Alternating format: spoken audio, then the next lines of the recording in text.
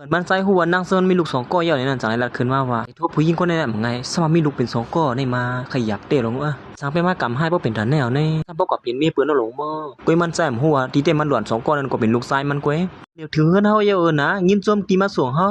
สู่ฮอกว่าที่ไหนที่ติ๊กแดงกำป้วนเปียดเหียวนี่เฮ็ดอันเสเหมือนมันนั่งฮอดมาถึงที่เฮือนนั่นก็ลูกมันหางเฮ็ดมันเข้าพักซับโปเต็มกว่าเสียงมีหวานเร็วก็ยังเก่าชัดชัยแมวค่ะเลยอาโลลูกใจก็เฮ็ดในหวานว่าหวานนะนี่หวานว่าหวานเนาะหวานในจมบกเขาจงรอหืออีโลย่ำหลังนั้นลูกชายมันสั่งถามว่าแม่เฮาก็ยันเหตุการณ์นั้นเป็นซื่อพองขลามื้อนี้เป็นสังไรปอกมาเฮือนลึกบ่เป็นตันในขลานางก็สังไรลัดในลูกมันลองในปติมาลัดในก็ลองมันยาวอีเนือลูกชายร้อนย้อนเหตุการณ์นั้นได้มันมีลองหยาบมีสังก้อยการมีลองหยาบในเทก็ย้อนเหตุการณ์บ้านเมืองในก็เขาก็จะมีเหตุการณ์กำเดียวเฮียวนี้เมื่อย่ำหลังนั้นลูกชายมันก็สังไรถามว่าเตียนแมวเหตุการณ์นั้นเป็นซื่อพองลีลือเสนาการเก่ามีเฮานั่นค่ะในเย้ายานั้นมันนั่งก่อสังไรอะไรลูกชายมันว่าที่เหตุการณ์แต่ก่อนป้อเปิงอีสังสิก็ลูกค้าได้ปีเจอปีคองอย่าว่าลูกชายเฮ็ดซื่อล่ะแมวเฮือน่ะในห้าเมื่อย่ำหลังนั้นลูกชายมันก็สังไรถามแทงว่าข้าที่ย้อนถามแทงก็ลื่นสุดขันนะเรื่องแมวนั้นเป็นซื่อพองค่ะล่ะซึ่งก็เย่าเขาเป็นหัวหน้ามีเฮาคนหนึ่งคารุ่นนั่นย่ามหลังนั้นมันนั่งกอดสังไรวนกวางอยู่ว่าลูกชายเขาได้ถามซึ่งนั้นมาซึ่งก็เย่าที่เหตุการณ์นั้นเขาก็ลุ่มล่าด้วยถึงลีอยู่เก่านะย่ามหลังนั้นมันนั่งกอดสังรัดอยู่ว่าขยับไว้เต้นหนังเก่านี่ย่ามหลังนั้นเขาปั่นไม้พงเขาไว้ตีเขาต้องเขาอะไรในซุกซักมั่วในร้องในตีนี่มามันนั่งวนซึ่งนั้นสิเป็นอันคันเจอว่าอยู่ร้องในนั่นมันก็สังรัดตีลูกมันว่าซุกซักเต้ลูกชายด้วยแต่เล็บตีเลยซุกซักซวยไม่เฮาในปนไหนเห็นนั่นเสเขาก็สไลด์อ่อนกันมากินเกี่ยวกันอยู่ทีนึงนั่นเขาจะในกดสไลด์อ่อนกันอุบกันอยู่ว่าและยินมาผู้เตรียมหมายโปเล่งอยากมาเหตุการณ์เยี่ยวเนมซื้อวันเมื่อไหร่เตรียมมากินเกี่ยวกันแนมซื้อห้าเพราะฉะนั้นวันเมื่อไหร่เขาก็มาห้องเพียงกันเหตุ2-3เพียงเนาะปนไหนก็เนาะเมื่อมากินเกี่ยวกันเยี่ยวเขาก็หลุมมึนซื้อกันอีกนึงบ้านนั้น5ซัว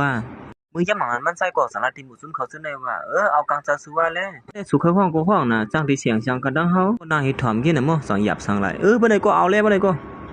เอาข้ามาสุนข้าในกวักเราได้ปั่นพี่น้องเขากินด้วยได้เมากำเหลียวเขาเนี่ย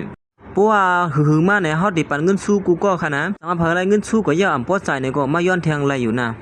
เมื่อย่าหลังนั้นก้อยหนังเก่าจะมีผู้หญิงคนหนึ่งลัดขึ้นมาว่าก้ามขวัญเลยเขาก็เข้าห่มซ้อมหนังเก่าเนี่ยเย้าผู้หญิงคนนั้นได้ก่อมเสื้อผ้าหนึ่งเก่าเป็นกูมันใจก้อยว่าเป็นกูมันสวยตีเฮือนเลยจะหือมันหนักสองผู้หญิงซื้อในลาลีเฮ็ดเตม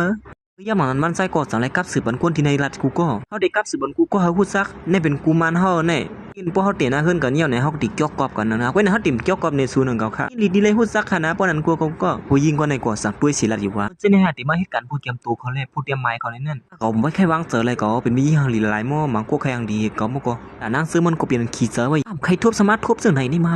ผู้ยิงก็ในก่อสันบ้าเรียนเกมกันเพราะว่าเผยซุ่มในก็ได้กินเหล้าเพราะว่าซุ่มในก็ได้เมานั่นน่ะเนาะอันนี้5วันนั้นก็นั่นสิเขาก็จังไรวันก็เรียนเกมหมาโฮคานั่นเขาก็ละข้อแก้เขาไล่ข้อแก้เขาให้นั้นอย่างนั้นผู้หญิงก็ได้ก็จังไรเฮิร์นนั่งซื้อมันกินเตี้ยนตังมานั่งนึงกวักเนี่ยสังโกเดียวยังกินเตี้ยนตังสุนิบวะเนี่ยอย่างนั้นนั่งซื้อมันก็จังหือจะหือหลังยุกตาบกว้างเนี่ยวะเนี่ยก็กวักเดี๋ยวได้เลี้ยมพวกใครสาเสอมือใครห้ามในกวักนี่ก็มันผู้หญิงก็ได้ตังเสือตื้อเรานั่งซื้อมันก้อยนั่งซื้อมันก็การอะไรกินอยู่ให้นั่นติ๊กกวักหนึ่งเย้ากวักหนึ่งเย้ากวักหนึ่งเย้าเอาเทียงกวักหนึ่งอันวางในนั่งซื้อมันก็ซ้ำพอหักรวมหักเลี้ยงให้นั่นรวมหักเลี้ยงปีโปแกนอมเหนียวขึ้นในปีโกก้นเงือเมื่อโกก้นเงือขึ้นใหม่ขึ้นในหาซุ่มหนังกันเย้าเห็นมันนั่งก็สั่งในอันติลูกซ่อง